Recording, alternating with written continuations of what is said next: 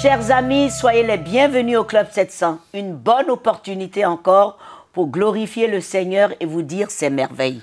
C'est vrai, Massi. Oui. Et c'est un plaisir et une joie partagée oui. avec nos téléspectateurs. Vraiment. Toujours. Toujours. Ils sont formidables. Et la fidélité de Dieu est la leur aussi. Bien sûr. Tout à fait. Vraiment, le pasteur Raymond, Kofi et Massi, nous avons cette joie de partager ces moments avec vous. Et nous savons que vous êtes contents. Nous allons voir aujourd'hui l'histoire de Vicky, une femme d'affaires à succès, avec tout ce qu'on peut désirer dans la vie. Mais un jour, tout commença à s'écrouler. D'abord son mariage, ensuite un cancer grave. Contrairement à vous et moi, elle désirait plutôt la mort. Mais Dieu avait un autre plan pour elle. Regardez. On aurait pu croire que j'avais tout ce qu'il fallait. J'avais une Mercedes, une voiture de sport, une belle maison, des vêtements de marque. Tout semblait parfait. L'aînée de 5 enfants, Vicky Brown, avait passé la plus grande partie de sa vie à croire que l'acceptation s'obtenait par la perfection. J'avais eu le mariage parfait, le mari parfait, la famille parfaite. Tout le monde disait « Je veux une vie comme la tienne ». La vie enviable de Vicky comprenait la direction de sa propre entreprise d'aérospatiale, avec des contrats à des millions de dollars. Mais petit à petit, Vicky se mit à perdre le contrôle de ce monde parfait. Son mariage battit de l'aile et elle imagina avoir tout raté dans sa vie. J'étais terriblement stressée parce que je pensais sérieusement au divorce. Mais quelle déception ça allait être pour ma famille! Ils me regardaient tous comme le modèle à suivre. C'était horrible. J'avais l'impression de me noyer, incapable de respirer. Puis en 1995, Vicky alla aux urgences en raison d'une toux persistante. Le médecin est revenu et a dit « Vous avez une masse de la taille d'un pamplemousse au niveau de la poitrine. Vous devez immédiatement voir un oncologue. » J'ai alors demandé « Pourquoi dois-je voir un oncologue ?» Le docteur Douglas Blaney, spécialiste du cancer, confirma que la masse découverte était cancéreuse. Vicky avait un lymphome médiastinal primitif à grande cellule B. À l'époque, nous ne disposions que de la chimiothérapie et des radiations comme traitement. Les chances pour elle d'obtenir une rémission longue ou une absence de cancer à long terme étaient de 50%. Je ne pouvais pas y croire et je ne voulais pas l'accepter. J'étais déprimée. C'était une situation horrible et c'était une chose supplémentaire sur laquelle je n'avais aucun contrôle. Une fois par semaine, Vicky devait subir 5 heures de chimiothérapie. J'ai essayé de rester positive au début, quand le médecin me disait qu'il fallait que je me batte. Mais avec le temps, la chimiothérapie m'a complètement épuisée. En décembre, j'ai voulu arrêter le traitement. Vicky ne pouvait plus travailler normalement. Elle avait perdu du poids. Elle ne pesait plus que 50 kilos. Je me demandais, mais qu'est-ce que j'ai fait pour en arriver là? Vicky avait grandi à l'église, mais ne s'était jamais tournée vers Dieu pour lui demander son aide. Elle ne voyait pas comment même lui pouvait restaurer quelqu'un d'aussi brisé qu'elle, ou aimer quelqu'un d'aussi imparfait. Juste avant Noël, elle fut opérée d'une méningite cérébrospinale et d'une double pneumonie. Ma vie était finie. Je n'avais plus rien à offrir. J'étais tellement déprimée. Il valait peut-être mieux que j'arrête de vivre. Tous mes problèmes disparaîtraient. D'ailleurs, c'était peut-être moi le problème. La seule chose qu'elle souhaitait était de passer un dernier Noël avec son fils. Mon plus grand espoir était de tenir jusqu'à Noël. Vais-je pouvoir passer Noël avec mon fils? C'est à lui que je pensais. Une nuit, Vicky rêva qu'elle était dans un avion qui allait s'écraser lorsqu'elle entendit une voix qu'elle pensait être celle de Dieu. Dieu m'a dit « Va t'asseoir à l'avant et prends les commandes de l'avion. » J'ai dit « Mais je n'ai aucune idée de la manière dont on pose un avion. Je n'ai aucune idée de ce qu'il faut faire. » Mais Dieu m'a dit « Va t'asseoir. Je sais que tu ne sais pas piloter, mais je te montrerai comment faire. » Vicky dit que dans son rêve, après que Dieu l'ait aidé à poser l'avion, il lui parla à nouveau. Dieu m'a alors dit « Tu peux venir maintenant et je t'accueillerai. » Moi, pécheresse comme je suis, avec toutes mes erreurs, toutes mes déceptions et ce que j'ai fait dans ma vie, tu m'accueillerais? C'était tellement incroyable qu'il m'aime tel que j'étais, avec toutes mes fautes et ce que je cachais à tout le monde pour donner une bonne image, une image de perfection à mon entourage. Peu après le réveil de Vicky, son médecin arriva avec les résultats d'un scanner récent. Le lendemain matin, le docteur Blenay entra dans ma chambre, tout enthousiaste et joyeux. Il avait des papiers en main et il m'a dit « La masse n'est plus là. La masse n'est plus là. » Je n'ai pas compris tout de suite l'importance de ce qu'il disait. Mon cancer était parti. Pour la première fois de sa vie, Vicky accepta que Dieu pût l'aimer. Elle était prête à commencer une nouvelle vie avec Jésus. Je pouvais accepter son amour, accepter non pas un espoir, mais la certitude qu'il allait m'accueillir, qu'il allait m'accepter et qu'il était heureux de le faire. Cela a été une expérience indescriptible. Pour la Noël, Vicky était suffisamment bien et elle put rentrer chez elle. Mon cadeau a été de pouvoir rentrer chez moi. J'étais remplie de joie. La pneumonie et la méningite cérébrospinale passèrent naturellement et Vicky termina sa chimiothérapie. Ce Noël, elle fête 20 années sans cancer. Mais plus important encore, elle a échangé sa vie parfaite pour un amour parfait. Le plus grand changement en moi après le cancer a été de savoir que je suis aimée et que j'ai été pardonnée. Je voulais vivre, je voulais apprendre, je voulais aimer. Le cancer est la meilleure chose qui me soit arrivée parce qu'il m'a ramenée à Dieu. Et il n'y a aucun mot, aucune joie, aucun contrat qui puisse se comparer à cela. Mes amis, Vicky avait mis sa foi dans l'argent, le succès, le mariage. Elle pensait que c'était la garantie sûre d'une vie de bonheur total, comme beaucoup d'entre vous et moi. Jusqu'au jour où la réalité nous frappe en plein visage et cela repositionne les priorités qui sont au commencement Dieu. Tout doit commencer avec Dieu, par Dieu et pour Dieu. Alors toi qui as suivi ce témoignage de Vicky, c'est aussi le temps pour toi de mettre de l'ordre dans ta vie. N'attends pas qu'un drame te frappe. Alors fais cette prière avec moi. On va y aller directement parce que c'est le moment de faire la paix avec ce Dieu d'amour. Et dis tout simplement, Jésus, je suis fatigué des détours qui m'ont amené dans les dédales de la vie et c'était pas grave, mais c'était grave pour moi. Seigneur, je te demande pardon. Pardonne mes péchés, purifie-moi de tout mal, que ton sang me lave et me rende plus blanc que neige. À partir d'aujourd'hui, je t'appartiens et je suis ton enfant. Mon ami, si tu as fait cette prière, sois rassuré. Tu as été réconcilié avec Dieu et tu fais partie de la famille de Dieu. Et maintenant, vis ton identité en Dieu, ton identité en tant qu'enfant de Dieu, né de Dieu. Plus de la chair ni du sang, comme le dit Jean, mais né de Dieu. Et vis la vie en abondance. Je t'assure, tu es béni, tu es guéri, tu es restauré. Et cela au nom de Jésus. Amen.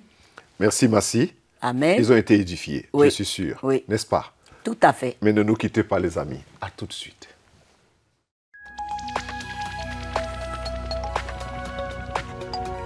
Si vous avez des questions spirituelles, des besoins de prière ou même si vous avez besoin de conseils, n'hésitez pas à nous contacter aujourd'hui à cette adresse ou au numéro suivant.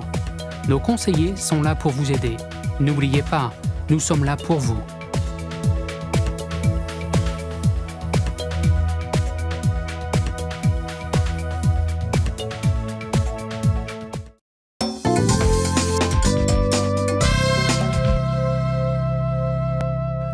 Toujours avec vous au Club 700 et merci surtout de votre fidélité.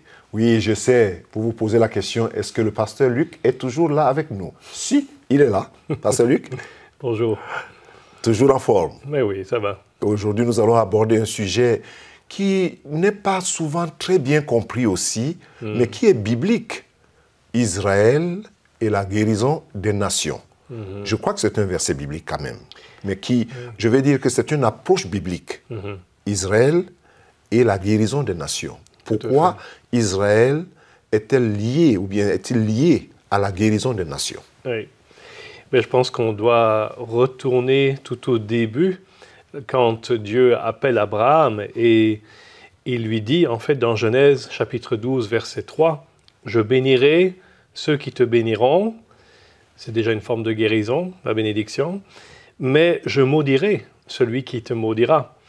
Et en fait, comme on le sait sans doute en français, le verbe « bénir » vient du latin « benedicere » qui veut dire « dire du bien ». Et « maudire », c'est du latin « maledicere » qui veut dire « dire du mal ». Donc déjà, si on comprend cette parole de cette façon-là, « Je dirai du bien, dit Dieu, de ceux qui disent du bien de toi, mais je dirai du mal de ceux qui disent du mal de toi, Israël. » Donc déjà, c'est une notion qui est importante. Et ensuite, il dit « Toutes les nations », donc en hébreu c'est « goïm », les non-juifs, « de la terre seront bénies en toi ». Alors, on voit souvent cette notion de guérison dans la Bible, évidemment. Bien des fois, on a des exemples où Dieu a guéri des gens à travers une personne ou dans des circonstances particulières. Et d'ailleurs, comme vous le savez sans doute, un des noms de l'Éternel, c'est Adonai Rophé, ce qui veut dire le Dieu qui te guérit, ou le Dieu, ton docteur en réalité. Rophé, en hébreu, ça veut dire le docteur. Ton médecin ou ton docteur. On trouve ce passage notamment dans Exode, chapitre 15, verset 26. « Je ne te frapperai d'aucune des maladies dont j'ai frappé les Égyptiens, car je suis l'Éternel, celui qui te guérit. » Adonai Rophé. Donc on voit que déjà à l'époque de l'exode de l'Égypte, Dieu s'identifie en tant que celui qui veut guérir son peuple. Et je crois que c'est encore valable aujourd'hui. Certainement, Dieu veut nous guérir de nos maladies physiques, mais aussi mentales, peut-être même spirituelles. On a peut-être des bagages, des fardeaux qu'on porte, et Dieu certainement veut nous libérer de ces choses. On voit aussi, à l'époque du roi David, qu'il avait confiance que Dieu le guérit et guérissait son peuple, puisqu'il déclare ceci dans le psaume 103, verset 3, « Ô mon âme, bénis l'Éternel, car c'est lui qui pardonne toutes tes fautes et qui guérit toutes tes maladies. » Quel verset extraordinaire. Dieu veut notre guérison. Non seulement il nous pardonne, mais il veut aussi nous guérir. Et puis un peu plus loin, dans le prophète Malachie, chapitre 3, verset 20, il dit que pour vous qui craignez mon nom, le soleil de la justice se lèvera et la guérison est sous ses ailes. Donc on peut s'imaginer Dieu comme un aigle qui veut nous couvrir et qui veut nous protéger, mais en même temps qui nous apporte cette guérison. Et puis bien entendu, nous savons que Jésus est celui qui sera le vecteur principal à travers lequel Dieu va apporter la guérison, non seulement physique, mais aussi spirituelle, à notre monde d'aujourd'hui. Alors, est-ce qu'il faut dire, faudra-t-on dire que, comme vous l'avez bien cité dans la parole de Dieu, je bénirai ceux qui te béniront, je maudirai ceux qui te maudiront. Donc, la guérison des nations, ou plutôt la bénédiction, fait partie intégrante de la guérison. Ah, oui. Ou alors la guérison, c'est le fruit, hein. Je veux dire que c'est lié directement ça fait partie de la bénédiction de Dieu, c'est-à-dire avoir une pensée juste vis-à-vis d'Israël, des descendants d'Abraham, voilà. C'est s'ouvrir à la guérison. Exactement. Alors, il y a d'autres aspects de la guérison que Dieu apporte aux nations. Et puis, voilà, justement, aujourd'hui, on a vu ces versets qui nous parlent de la guérison plutôt, disons, spirituelle, hein, que Dieu promet à travers sa parole. Mais qu'en est-il du peuple juif aujourd'hui? Oui. Parce qu'on a lu ce verset qui dit « Toutes les nations de la terre seront bénies en toi ». De quelle façon est-ce qu'on peut dire qu'Israël est une bénédiction aujourd'hui? Eh bien, on peut se rendre compte, si on est honnête, que Dieu utilise ce peuple dans bien des domaines, que ce soit dans le domaine de la technologie, la haute technologie, dans le monde pharmaceutique, dans le monde médical et même dans le monde de l'écologie, puisqu'ils ont développé tout un système d'agriculture et aussi d'arroser les champs avec un système de goutte à goutte, on appelle ça, qui a beaucoup bénéficié à de nombreuses nations dans le monde. Il est aussi connu que bien des médecins, parmi les meilleurs médecins dans le monde, beaucoup sont juifs. Et beaucoup de chirurgiens juifs sont de très bonne qualité également. Il faut savoir qu'Israël est à la pointe du progrès dans bien des domaines, et notamment médical. Je vais mentionner la firme Teva, qui fait des médicaments génériques et qui permet donc à des gens qui n'ont pas tellement de revenus de pouvoir se soigner avec la même molécule, mais sous un nom générique. Et donc, grâce à ce médicament qui est produit donc par cette société Teva, qui veut dire la nature à propos, en hébreu, ça veut dire la nature, eh bien, il y a des gens qui peuvent être soignés aujourd'hui. Donc, on voit qu'ils ont aussi développé énormément de choses dans différents domaines, et je vais simplement citer quelques exemples. La société israélienne Insightec a découvert une méthode pour faire des interventions chirurgicales sans devoir ouvrir le patient, imaginez-vous, mais en utilisant des ultrasons et la résonance magnétique pour opérer. Ça, c'est déjà fort étonnant. Le docteur Amit Gofer, un Israélien quadraplégique, est parvenu à mettre au point une espèce de combinaison qui sert de squelette externe et qui permet à faire marcher à nouveau des personnes qui étaient handicapées. Troisième exemple, le professeur Martha Weinstock-Rosin de l'Université hébraïque de Jérusalem, qui est une survivante de la Shoah, donc de la Deuxième Guerre mondiale, est en train de finaliser un médicament nommé Excelon et qui ralentirait les lésions au cerveau des personnes atteintes par la maladie de Parkinson et d'Alzheimer. Wow. Encore une autre chose. Oui. La liste est vraiment longue. Elle est longue si on veut vraiment aller dans tous ces détails, mais tout à fait. Je pense que ces détails sont suffisants pour amener les gens à comprendre cette déclaration de la Bible qui dit que Dieu bénirait ceux qui bénissent Israël. Et que Israël, c'est aussi lié à la guérison des nations. Cette guérison a deux dimensions, spirituelle et puis physique. Mais ne nous quittez pas. À tout de suite.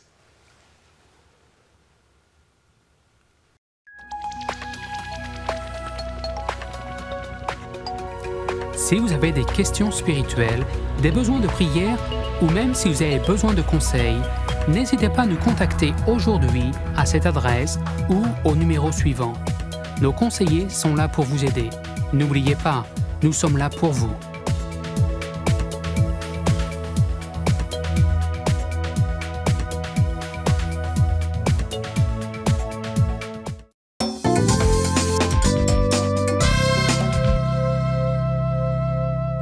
Chers amis, l'émission continue maintenant avec votre rubrique préférée, là où vous posez vos questions au pasteur et il a le bonheur de répondre. Première question. Comment savoir que Dieu nous a déjà pardonné? C'est une bonne question. Comment savoir que Dieu nous a déjà pardonné? Oui. La Bible dit dans l'épître de 1 Jean que si nous confessons nos péchés, il est fidèle. Qui est fidèle? Dieu. Que Dieu est fidèle pour nous pardonner et pour nous purifier de nos iniquités. Donc, l'assurance que Dieu m'a pardonné, c'est sa parole, ce que Dieu a dit. Je ne veux pas me fier à mes sentiments. Je ne veux pas me fier à ce que j'entends des autres. Je me fie à la parole de Dieu. Dieu a dit dans sa parole que si je confesse mes péchés et je les abandonne, il me pardonne. Je crois à sa parole et j'accepte cela comme vérité pour moi. Là, je sais. Tout est là. Et le Saint-Esprit fait le reste. Cela. Oui, il faut savoir accepter ce que la Bible dit. Très bien. Pasteur, comment... Alors, la deuxième question. Comment fait-on quand on sait qu'on ne vous aime pas? Comment on fait? Que faire? Oui. Que faire? Quelle est l'attitude, quel est le sentiment quand on a cette conviction qu'on n'est pas aimé? Il faut aimer. quand on a ce sentiment qu'on n'est pas aimé, toi, il faut aimer. C'est ce que le Seigneur nous dit. Ça, c'est très fort. Oui, parce que c'est très fort, justement. Jésus dit, aimez ceux qui vous haïssent. C'est ça. Et aimez vos ennemis. Aimez-les. Donc, c'est la solution, c'est la clé. Si j'ai le sentiment qu'on ne m'aime pas, il ne faut pas que je fasse la même chose comme les autres. Je dois faire le contraire. On ne m'aime pas, oui, d'accord, mais moi, je vais aimer. C'est ce que l'apôtre Paul dit. Je vous aimerai davantage, même si je suis moins aimé de vous. Et je me dépenserai volontiers pour vous. C'est la clé. Et c'est tout, Massi. Aimez vos ennemis. Tout à fait. C'est ça la clé. Ah, pasteur, désolé. Bonne réponse à tout ça. Eh bien, chers amis, nous allons retrouver cette petite Tanzanienne qui a eu une grande bénédiction. Elle a été emmenée jusqu'en Israël pour être opérée du cœur gratuitement. Regardez. Voilà le son d'un cœur en pleine santé. Mais le cœur d'Esther, une orpheline tanzanienne de 14 ans, n'a pas toujours été ainsi. Enfant, elle souffrait de cardiopathie rhumatismale. Il n'y a pas eu de détérioration dans la maladie depuis son départ d'Israël. Voici ton cœur. Il compte 4 chambres. Oreillette droite, ventricule droit, oreillette gauche et ventricule gauche. Ici, nous voyons la valve que nous avons réparée. Il y a 5 ans, CBN News rencontrait Esther pour la première fois alors que l'organisation israélienne Save a Child's Heart allait pratiquer l'opération qui lui sauva la vie. Le docteur Alona Rocher rencontra Esther en Israël. Elle l'examina ensuite en Tanzanie au cours d'une mission médicale de Save a Child's Heart à Dar es Salaam.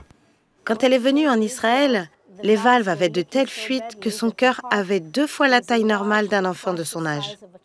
Son cœur avait la même taille à 10 ans que celui d'un homme âgé, et de mauvaises contractions. Et bien que très malade, elle était néanmoins très heureuse. Save a Child's Heart est basé ici, au centre médical Wolfson, près de Tel Aviv.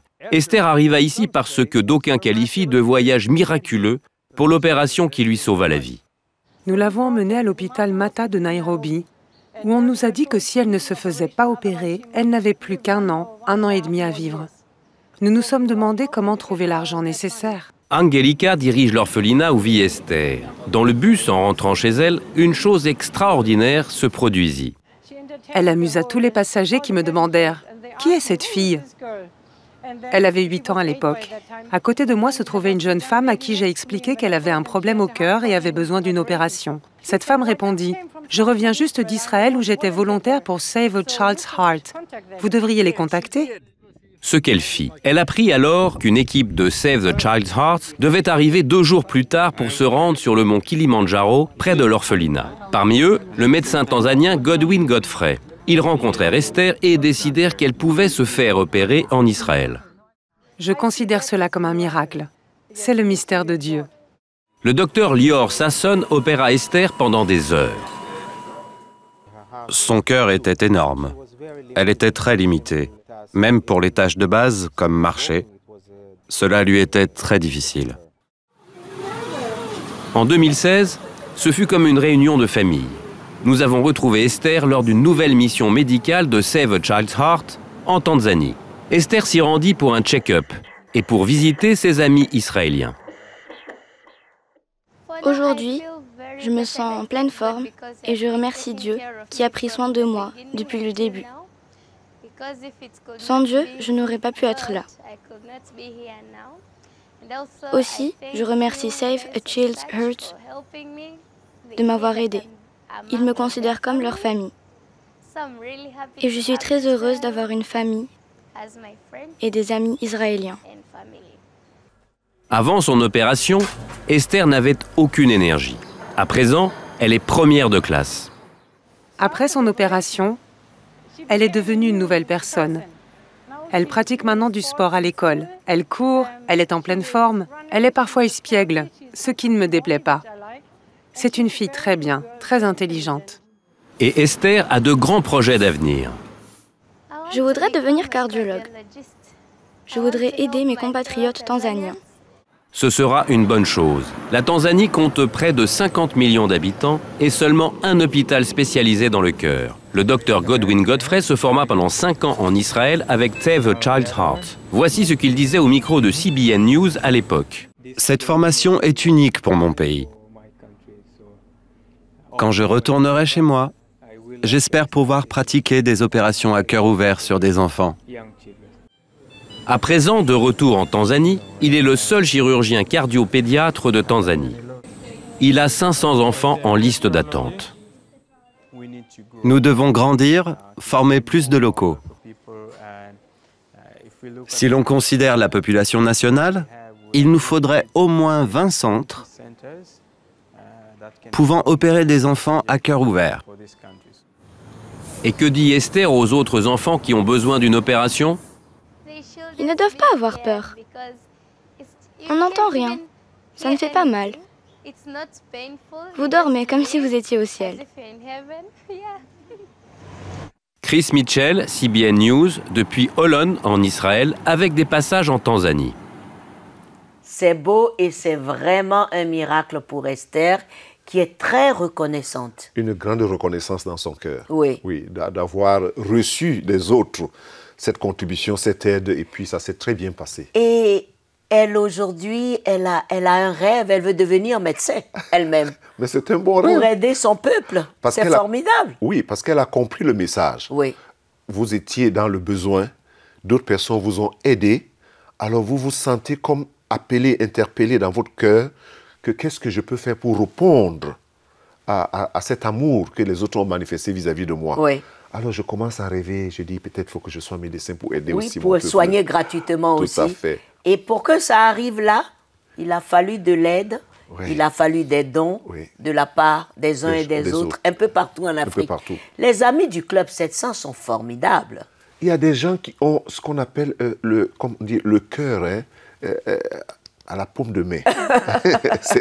c'est ça les amis du Club 700. Oui. Ils ont des cœurs comme à la paume de main. C'est-à-dire ils veulent toujours répondre, ils veulent toujours chercher des occasions. Et donner. Et nous voulons encore plusieurs d'autres amis. Oui. C'est un appel. D'autres amis. Venez plusieurs à être amis du Club 700. Et venez de partout. Le monde, tout à fait. Et venez de partout.